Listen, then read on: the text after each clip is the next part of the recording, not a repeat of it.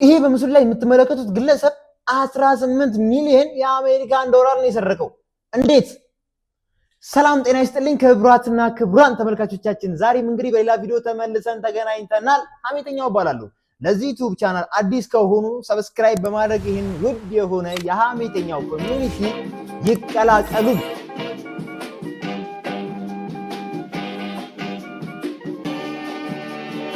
ነገር የሚጀምረው እንግዲህ በዚህ የ28 ዓመቱ ወጣት ሰው ነው። ስሙም አለን ይባላል። የሚኖረው ደግሞ ሎስ አንጀለስ ውስጥ ነው። የሚሰራው ስራ ደግሞ ያው በእኛ ሀገር አጠራር ብድርና ቁጠባ ነው የሚባለው። እዛ ብድርና ቁጠባ ውስጥ ነው የሚሰራው።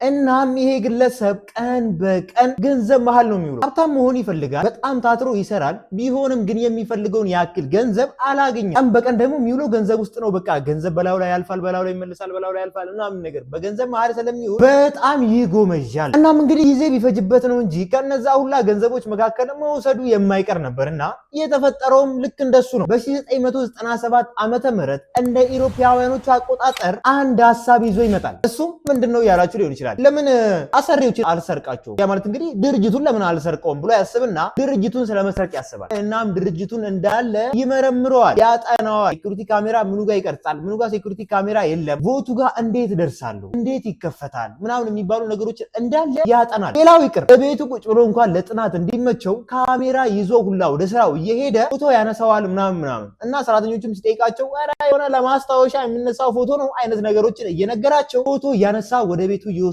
ጥናቱንም ይቀጥልበታል ማለት ነው። ይሄውላ ነገር ቢመረምር ይሄውላ ነገር ቢያጠና ብቻውን እንደማያደርገው ግን ያውቀዋል። ምክንያቱም በጣም ትልቅ ድርጅት፣ በጣም ሴኩሪቲ የሆነ ድርጅት ነው ማለት ሴኩሪቲ ካሜራ አለ፣ ሴኩሪቲ ጋርዶች አሉ፣ ሰራተኞች አሉ። ምን ሰዓት ገብቶ ብቻውን ሊያደርገው አይችልም እና አንድ ሐሳብ ይዞ ይመጣል። ምን ጓደኞቼን አቀላቅያቸው ከጓደኞቼ ጋር አንድ ላይ አንዘርፈውም ብሎ ያስብና ጓደኞቹን እንዳለ ይነግራቸዋል። በጣም የሚያስቀው ደግሞ በጣም ረከስ ያለ ስብሰባ ነው የሚያደርገው። እሱንም ደግሞ የሆነ ፓርኪንግ ቦታ ላይ ምናምን ይሰበሰባቸዋል። ቾክ ይዞ ሄድና መሬት ላይ ሳር አርግቶ ይሄን እናደርጋለን ምናምን ብሎ ይነግራቸዋል። ጓደኞቹም የሆነ አይነት ነገርን ይነግሩትና ወደ ስራው ጠልቀው ይገባሉ ማለት ነው። ጓደኞቹ ምን ይላቸዋል? እኔ በዚህኛው በር እገባለሁ፣ እናንተ በዛኛው በር ትገባላችሁ ምናምን ብሎ ቀለል አርግቶ ይነግራቸዋል ማለት ነው።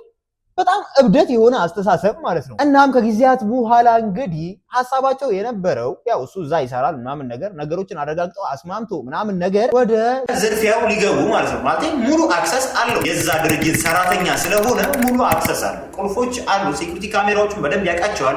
መግቢያ መውጫ ምናምን ነገር ስለሚያውቅ እሱን ተማምኖ ነው ብቻ ይሄ ሁላ ነገር እየተደረገ ያለው ማለት ነው። ቢሆንም ግን አንድ ነገር ይፈጠራል። እሱ ምንድነው? ያው ከሰራተኞቹ ጋር በሚቀላለዱበት ሰዓት ላይ አጉል የሆነ ቀልድ ይቀልድና ከዛ መስሪያ ቤት ይባረራል። ማለት ከዛ መስሪያ ቤት ከነ ይባረራል ማለት እንግዲህ መታወቂያውን ይመልሳል፣ ቁልፎቹን ይመልሳል፣ እዛ መስሪያ ቤት ያሉትን አክሰሶች እንዳለ ያጣል ማለት ነው። ስለዚህ ሁሉም ነገር እንግዲህ ዲፔንድ የሆነው በሱ ላይ ስለነበረ ነገሩን ገፋ ማድረግና ሌላ የተሻለ ሐሳብ ማሰብ ነበረባቸው ማለት ነው። ሲባረርና አክሰሱን ሲያጣ ምን ያደርጋል? አንደኛ ያደረገው ነገር ቢኖር የመስሪያ ቤቱን ቁልፍ አስቀርጾ ይመልሳል ማለት ነው። እንግዲህ ለራሱ እንዲመቸው አድርጎ ማለት ከዛ ክሮዎቹን እንዳለ ይሰበስባቸውና በቃ ያልታሰበ ነገር ስለገጠመን ለምን ነገ አንሰርቀውም ይላል ማለት ነው። ከዛም እንግዲህ እንደተጠበቀው ያቺ ትልቋ ቀን ትመጣለች። መቼ?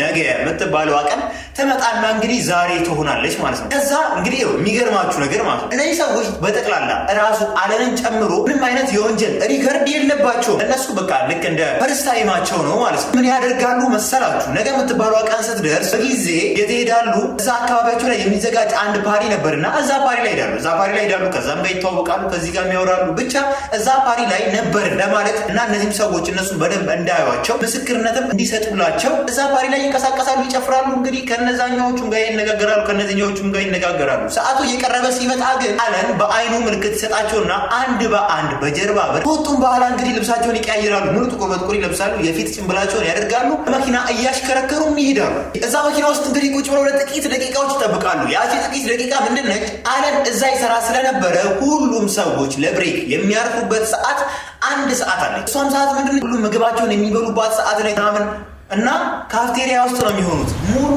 ከሴኩሪቲ ጋርዱ እስከ ማናጀሩ እንዳለ እዛ ካፍቴሪያ ውስጥ ነው የሚቀመጡት። እንግዲህ በዚህ ሰዓት ነው ሁሉንም በአንዴ አድኖ ለመያዝ የሚመቻቸው ማለት ነው። ብቻ ለብቻ ከማሯሯጥ ሁሉንም በአንዴ አድኖ ለመያዝ የሚመቻቸው። ከዛም ያቺ ሰዓት ስትደርስላቸው እንግዲህ አለንና ጓደኞቹ እንግዲህ ቡም ወደ ውስጥ ይገባሉ።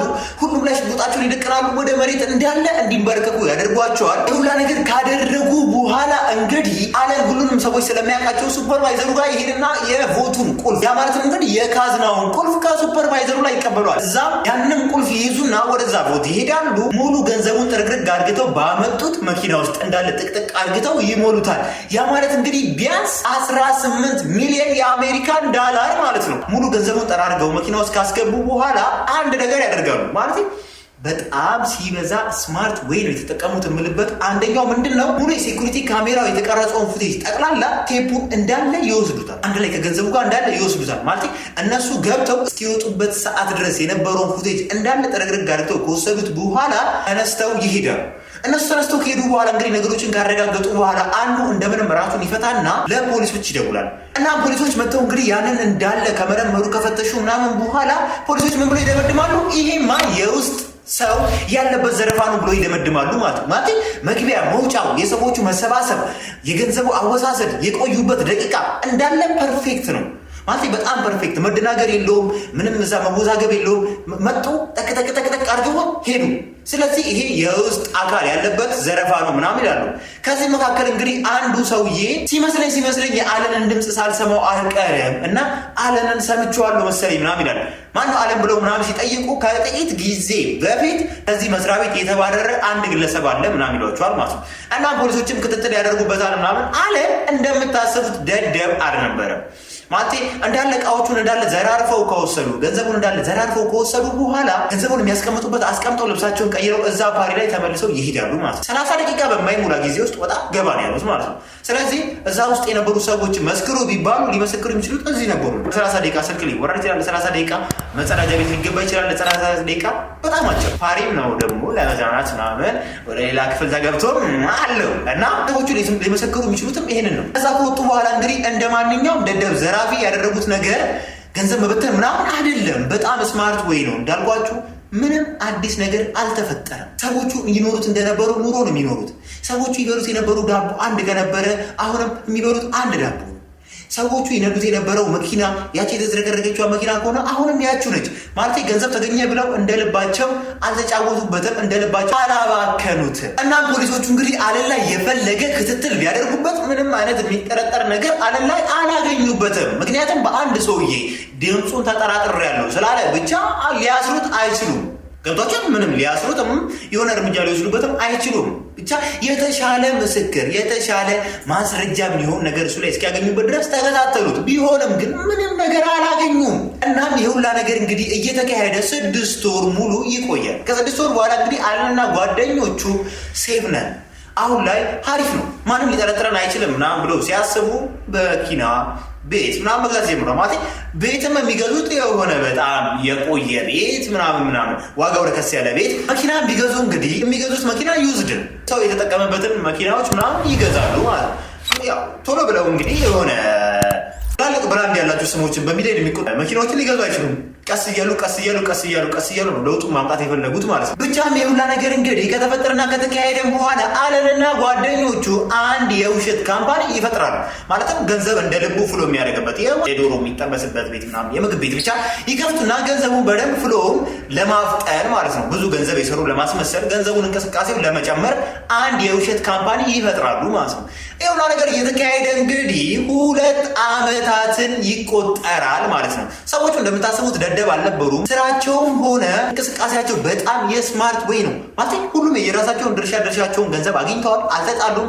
ሌባ ሲሰርቅ ይጣላል ይባላል። እነዚህ ሰዎች ግን ብልጥ ናቸው፣ አልተጣሉም። ቢሆን ከመካከላቸው መቼስ ከዚህ ሁላ ብልህ ሰዎች መካከል አንድ ደደብ አይጠፋምና አንዱ ከመካከላቸው እንግዲህ የሆነ ሪል ስቴት ለመግዛት ሄዶ ይስማማል። እንግዲህ እንደምታውቁት እንግዲህ የዝርፊያ ገንዘብ ስለሆነ እንደልባቸው ባንክ ውስጥ ላያስቀምጡት አይችሉም። ስለዚህ በካሽ ነው የምከፍለው ይላል። ሰውየውም ይስማማል እና በካሽ ይከፍላል ማለት ነው። ከተስማሙ ከጨረሱ ምናምን በኋላ ሰውየውም ከሄደ በኋላ ባለቤቱ ካሽ ሙሉ ይሁን ጎዶሎ ይሁን ለማረጋገጥ ይቆጥራል። በሚቆጥርበት ሰዓት ላይ ግን አንዴ እዚህ ጋር አቋርጣችሁ አቤተኛው እባላለሁ። በዚህ ዩቲዩብ ቻናል ላይ እንግዲህ የተለያዩ የወንጀል ታሪኮች እና እንዲሁም አስደናቂ ክስተቶች የምንነጋገርበት ስለሆነ እንደዚህ አይነት ኮንተንት የሚመቻችሁ ሰዎች ብቻ ይህንን ዩቲዩብ ቻናል ሰብስክራይብ በማድረግ የምለቃቸው ቪዲዮዎች በየሰዓቱ እንዲደርሱት ደቂቃ ሳይሸራርፍ እንዲደርሱት የደውል ምልክቷን ይጫኗት። ይህ ቪዲዮ ከተመቻችሁ አገላለጸኝ ተወደዳችሁ ላይክ እያደረጋችሁት እንግዲህ ወደ ቪዲዮ እንግባ። ብር በሚቆጥርበት ሰዓት እንግዲህ ከዚህ ከ2 ዓመት በፊት የሰረቁት የብድርና ቁጠባ እንግዲህ የራሱ የሆነ የገንዘብ ማሸጊያ አለው። ያው ስሙ የተለጠፈበት ማለት ነው። እየቆጠረ በመሃል ላይ እሷን ያገኛታል ማለት ነው። ይህ ነገር ሲመለከት ይህ ነገር ከዚህ በፊት ሰምቼው አውቃለሁ መሰለኝ ምናምን ብሏል። የተሰረቀው ገንዘብ በጣም ሲበዛ ብዙ ነውና ዜና ላይ ሁላ ወጥቷል ማለት ነው። ስለዚህ ልክ ስሟን ሲያነባት ፖሊሶች ጋር ይደውልና ይህ ነገር እንዲያረጋግጡለት ያደርጋል ማለት ነው። ፖሊሶችም ይህ ነገር በሚያረጋግጡበት ሰዓት ላይም ከዛ ከ2 ዓመት በፊት ከተፈጠረ ወንጀል ጋር ግንኙነት አለው። የዚህን ጊዜ ነበረ የሪል ስቴቱን ባለቤት ሰውየውን ጥራለን ይሉትና ልክ ሰውየውም ሲመጣ በያም ይዙታል ማለት ነው። ይዙታል፣ ፖሊስ ጣቢያ ያስገቡታል ምናምን። ሰውየውም በጣም ሲበዛ በጭ ነበርና ተባበራለሁ እንደዚህ ነው የሰረቀው፣ እንደዚህ ያደረገው እንትናም አለበት ብሎ ሁሉንም ጠቅላላ ያስጠቁራቸዋል ማለት ነው። ብቻ ይህ ሰውዬ ሁሉንም ካስጠቆራቸው በኋላ እንግዲህ አለን እንግዲህ በፍርድ ሁኔታ ላይ ለ24 ዓመት ጽኑ እስራት ይፈረድበታል። እነዛ ከሌቦቹ ከሱ ጓደኞች መካከል አንዱ ደግሞ ለ17 ዓመት ጽኑ እስራት ይፈረድበታል። የተቀሩት ደግሞ ከ8 እስከ 10 ዓመት ጽኑ እስራት ይፈረድባቸዋል። ይሄ የአለን ፎቶ ነው። እነዚህኞቹ ደግሞ የጓደኞቹ ፎቶዎች ናቸው። ተመልካቾቻችን ለዛሬ ነበረ እንግዲህ ቆይታ ይሄንን ይመስላል። እስካሁን ድረስ እንግዲህ አብራችሁ ቆየሁት። እኔ ሀሜተኛው ነኝ። በቀጣይ ቪዲዮ ተመልሰን እስከምንገናኝ ድረስ ሰላም ለእናንተ ይሁን። እወዳችኋለሁ።